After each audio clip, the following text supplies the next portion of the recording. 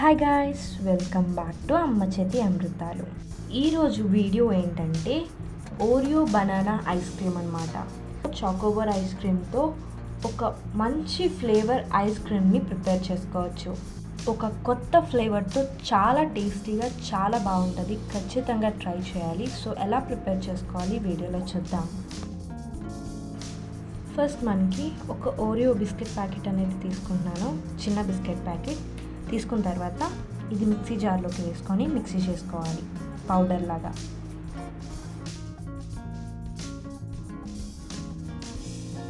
Powder లాగా చేసుకున్న తర్వాత ఒక పక్కకు తీసేసుకోండి. నేను ఒక గ్లాస్ పాలు అనేది తీసుకుంటున్నాను. ఇప్పుడు స్టవ్ మీద ఒక బౌల్ పెట్టి పాలు అనేవి వేసుకోండి. పాలు బాగా పొంగాలి. ఈ విధంగా పొంగిన తర్వాత స్టవ్ ఆఫ్ చేసేయండి. దాని తర్వాత ఒక బనానా అనేది తీసుకుంటున్నాను. బనానా ఈ విధంగా కట్ చేసుకొని పక్కకు తీసేసుకోండి.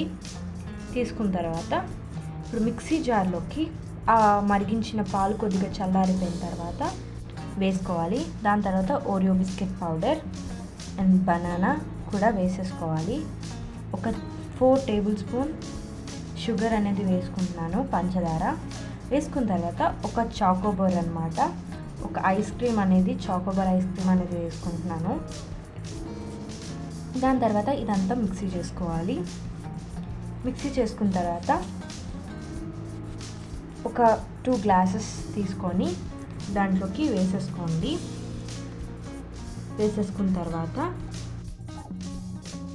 ఈ విధంగా ఒక కవర్తోని, ట్రాన్స్పరెంట్ కవర్తోని ఈ విధంగా మొత్తం కవర్ చేసుకోవాలి. కవర్ చేసుకున్న తర్వాత ఒక ఐస్ క్రీమ్ స్టిక్ అనేది ఉంటుంది. ఆ స్టిక్ ఈ విధంగా మధ్యలోకి మనం పెట్టుకోవాలి. దాని తర్వాత అన్నీ ఈ విధంగా పెట్టేసుకున్న తర్వాత డీప్ ఫ్రిడ్జ్లోని మనం ఒక 10 to 15 hours వరకు వదిలేయాలి. దాని తర్వాత బయటికి తీసి ఈ విధంగా ఓపెన్ చేసేసుకోవడమే. దాని తర్వాత మన tasty new flavour ice cream అనేది రెడీ అయిపోతుంది. చూసారు కదా, చాలా ఈజీగా టేస్టీగా ఇంట్లోనే ప్రిపేర్ చేసుకోవచ్చు. చాలా తక్కువ టైంలోనే, చాలా తక్కువ ఇంగ్రీడియంట్స్తోనే ఓరియో బనానా ఐస్ క్రీమ్ అనమాట.